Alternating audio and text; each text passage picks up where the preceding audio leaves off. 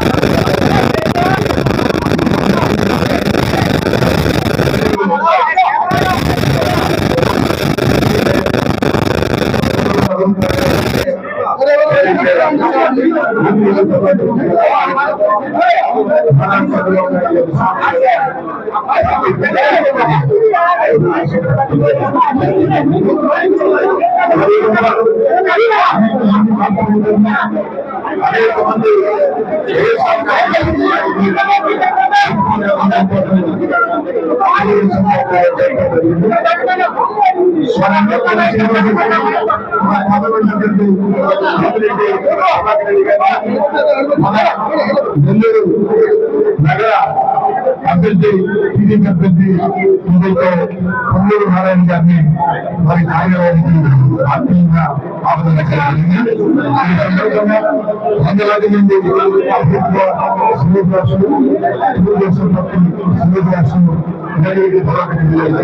నారాయణ గారిని సాధారణంగా శోభాంజలి జరిగింది.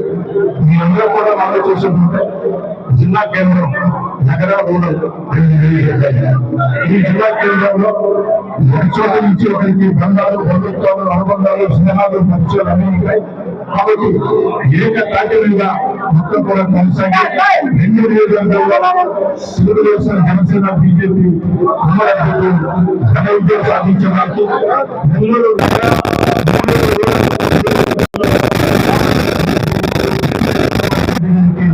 భారీ మెజార్టీ ప్రతి కార్యకర్త హామీని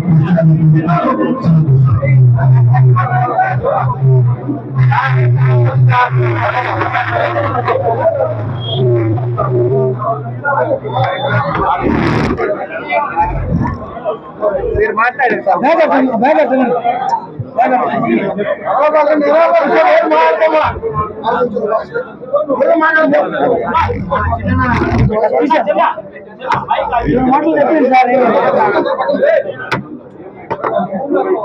దయచేసి అందరూ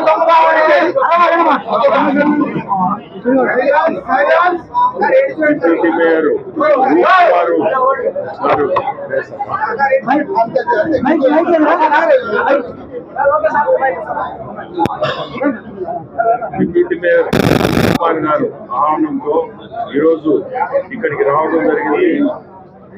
కుమార్ ఆఫీసు టీడీపీ ఆఫీస్ గా సిటీలో మనకి అందరికి ఉపయోగపడుతుంది. మనందరం కూడా దీన్ని పార్టీ తరఫున కూడా వాడుకోవచ్చు. మెయిన్ ఈరోజు ఈ గెట్ టుగెదర్ లాగా పెట్టాడు, పరిచయ కార్యక్రమం. రెండోది జాయినింగ్స్ ఉన్నాయి.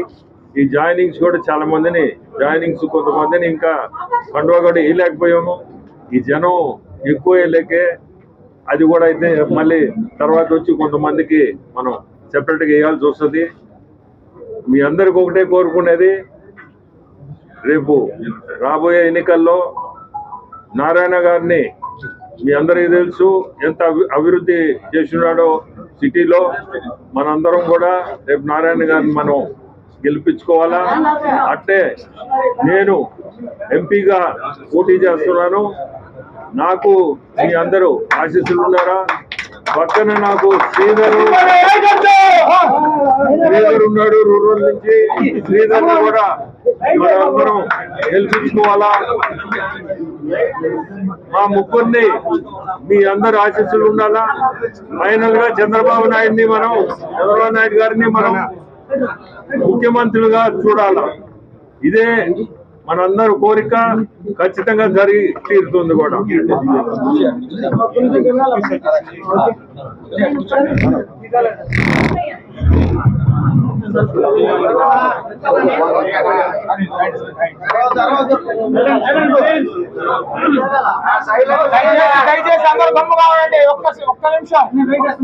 అందరికీ నమస్కారాలండి. ఈరోజు డిప్యూటీ మేయర్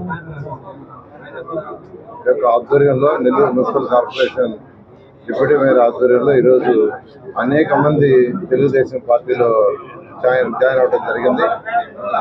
నిజంగా వాళ్ళందరినీ తెలుగుదేశం పార్టీకి ఆహ్వానిస్తున్నాం. అందరూ కలిసి ఈరోజు నెల్లూరు సిటీ కావచ్చు, నెల్లూరు రూరల్ కావచ్చు, అత్యధిక మెజార్టీతో ఎమ్మెల్యే క్యాండిడేట్స్ మరియు ఎంపీ క్యాండిడేట్స్కి మెజార్టీ వచ్చే విధంగా అందరూ కృషి చేస్తామని మీ అందరూ తెలియజేస్తున్నాను. మీ అందరికీ తెలుసు, ఈ అరాచక పాలన అంతమందించాలా, అంతమందించే బీజేపీ మరియు జనసేన మరియు తెలుగుదేశం ఈ రాష్ట్రంలో కంటెస్ట్ చేస్తున్నారు.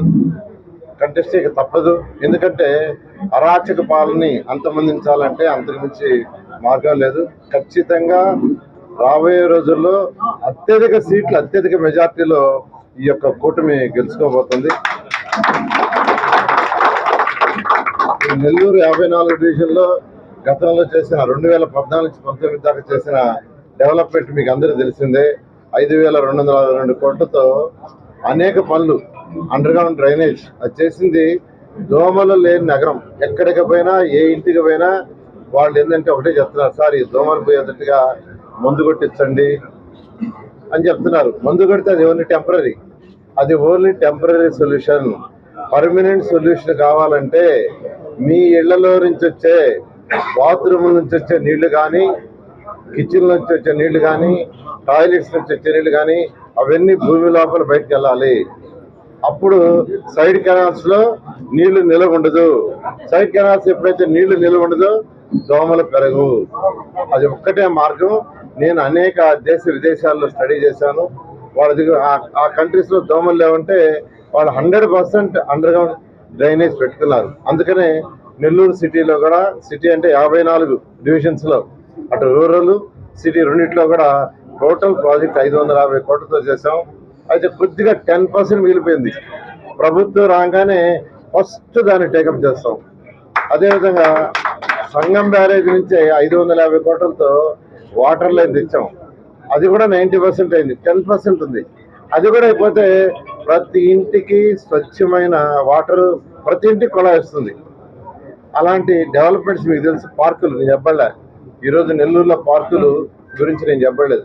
ఈ విధంగా అనేక కార్యక్రమాలు. ఇప్పుడు ఏసీ బస్ స్టాండ్ కావచ్చు, అన్నా క్యాంటీన్స్ కావచ్చు, నెక్లెస్ రోడ్. ఈ నెక్లెస్ రోడ్ని హైదరాబాద్ నెక్లెస్ రోడ్తో పోల్చుకొని నేను తయారు చేశాను.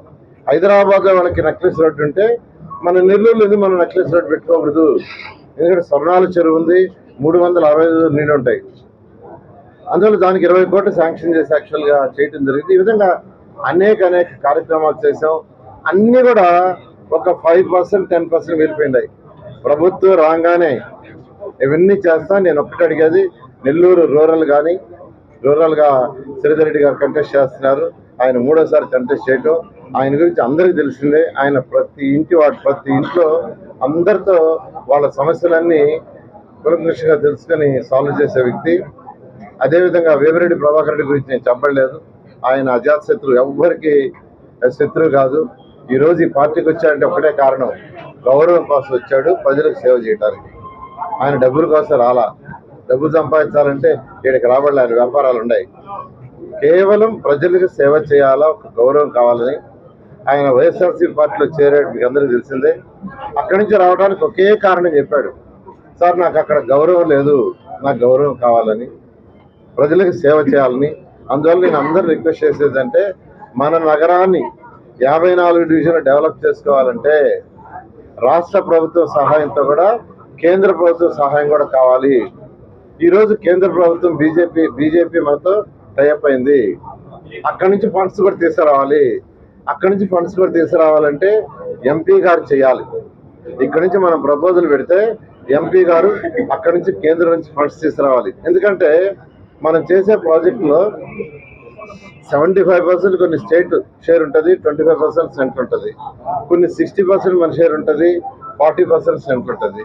కొన్ని వచ్చి 50% ఉంటే 50%. సో కేంద్రం నుంచి మనకు రావాల్సిన ఫండ్స్, నెల్లూరు నగరం 54 డివిజన్లకి రావాల్సిన ఫండ్స్ తెచ్చుకోవాలంటే మనకు స్ట్రాంగ్ ఎంపీ ఉండాలి. అందువల్ల నేను అందరిని రిక్వెస్ట్ చేస్తున్నాను, ఎమ్మెల్యేతో పాటు ఎంపీ కూడా అత్యధిక మెజారిటీ వేసి గెలిపించాల్సిందిగా కోరుకుంటూ ఈ యొక్క ప్రోగ్రాం ఏర్పాటు చేసిన అందరికీ, ప్రతి ఒక్కరికి ప్రత్యేకంగా ధన్యవాదాలు తెలియజేస్తున్నాను. రూప్ కుమార్కి అయితే తన యొక్క అనుచరులందరినీ తీసుకొచ్చి ఈరోజు పరిచయం చేశాడు. చాలా మందికి యాక్చువల్గా ఈరోజు పార్టీలో చేర్చుకోవడం జరిగింది. ఇంకా టైం లేనందువల్ల మిగతా వాళ్ళందరూ కూడా తర్వాత చేర్చుకోవడం జరుగుతుంది. మరొకసారి ప్రత్యేకంగా డిప్యూటీ మేయర్ రూప్ కుమార్కి ప్రత్యేకంగా ధన్యవాదాలు తెలియజేస్తున్నాను.